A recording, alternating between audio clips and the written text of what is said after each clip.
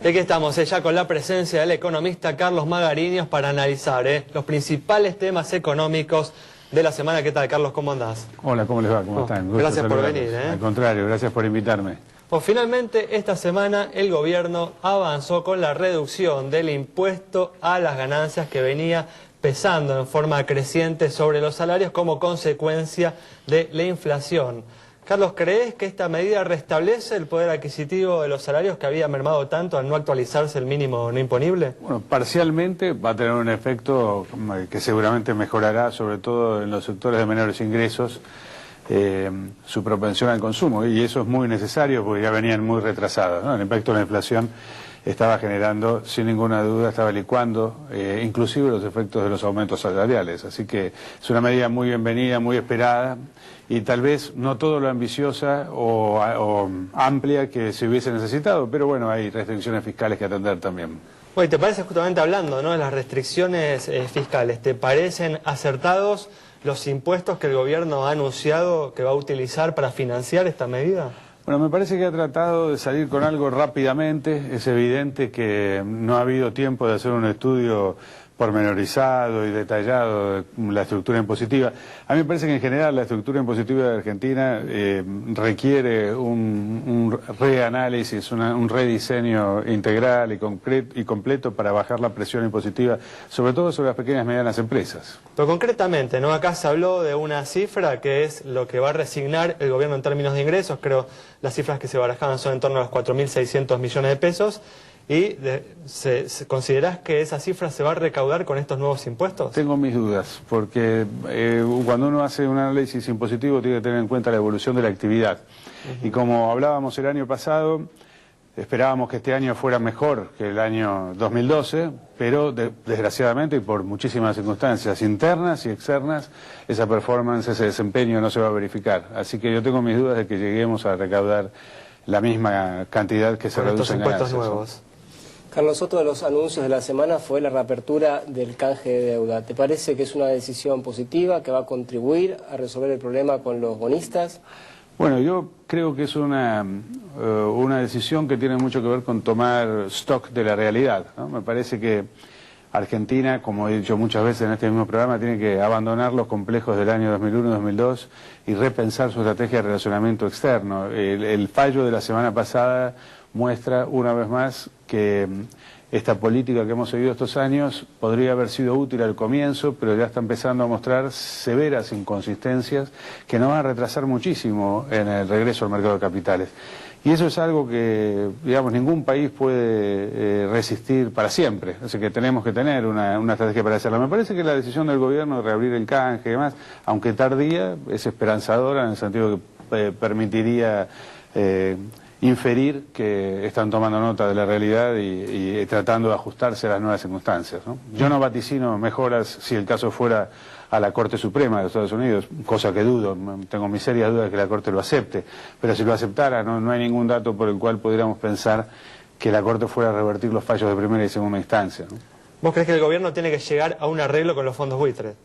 Bueno, yo creo que los fondos buitres hacen un negocio que yo no apruebo y que descalifico porque están lucrando en el margen con situaciones delicadas de reestructuración de deuda. Por lo tanto, no me gustaría que ningún comentario mío aparezca fortaleciendo ese tipo de negocio. Pero el negocio que hacen es legal, está amparado por las leyes y justamente... ¿Pero no debería tomarse una decisión política para erradicar este tipo de prácticas? Como por ejemplo, bueno, si la Corte Suprema de Estados Unidos actuara en contra... Mira, vengo de una reunión ahora en China que convocó la Universidad de Renmin, una de las principales universidades del país en materia económica y financiera, y en la reunión estuvieron think tanks de todo el grupo de los 20, invitaron a Prospectiva 2020, mi compañía, GVD Network, la compañía americana.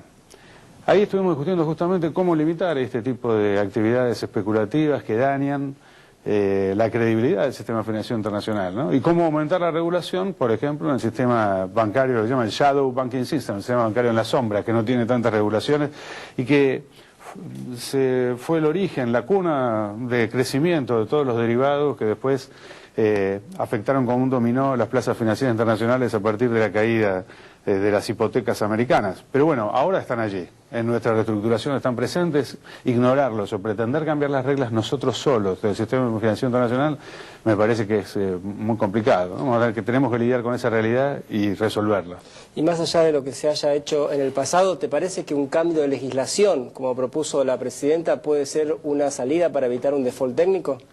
Bueno, creo que sí, pero vamos a tener muchas dificultades, porque ahora, si hubiésemos hecho esto hace 5 años, cuando las cortes americanas estaban de buen humor con Argentina, la verdad es que hubiese tenido un efecto fantástico.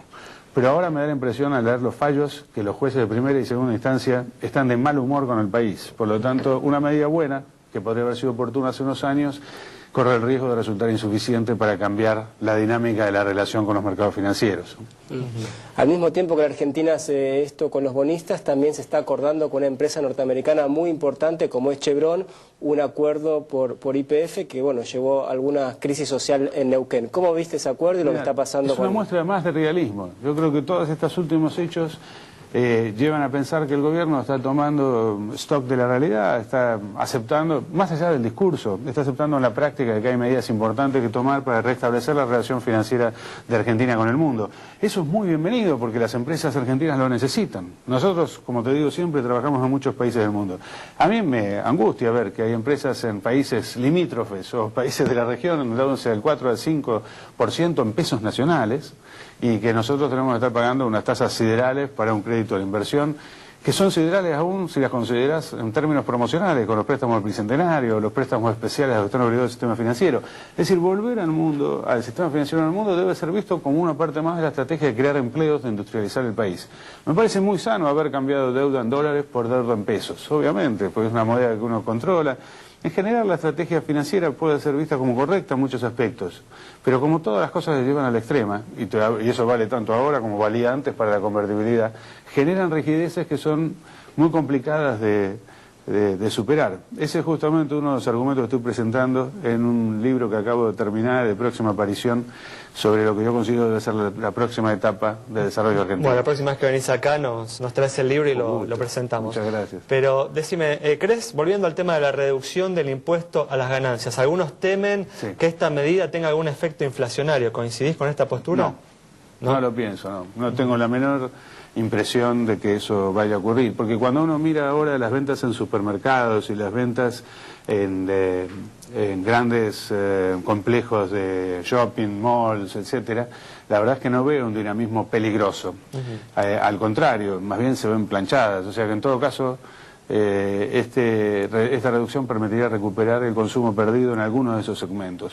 Por otro lado, el nivel de actividad no es tan malo como algunos lo pintan. Yo veo los despachos de construcción y la actividad de construcción, que representa un porcentaje importante de la inversión total, creciendo. Está bien que en comparaciones interanuales a lo mejor nos da una medición demasiado optimista, pero yo creo que el año va a cerrar con un crecimiento de entre el 2 y el 3%. En mis números un poco más cerca del 2%. ¿Y esperás que la inflación cierre en torno al 25% como está actualmente de acuerdo a las mediciones independientes? Sí, yo creo que vamos a estar en las mediciones de consenso.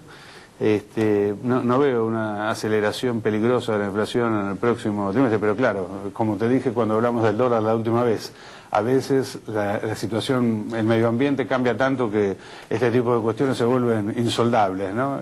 Pero hoy no parece que ese fuera el peligro. Bueno, Carlos, muchas gracias por haber venido. Nos vamos entonces con el análisis de Carlos Magarinho sobre la decisión del gobierno de reducir el impuesto a las ganancias para los asalariados y la reapertura del canje de deuda pública. Nos reencontramos el próximo martes a las 17 horas aquí en Metro.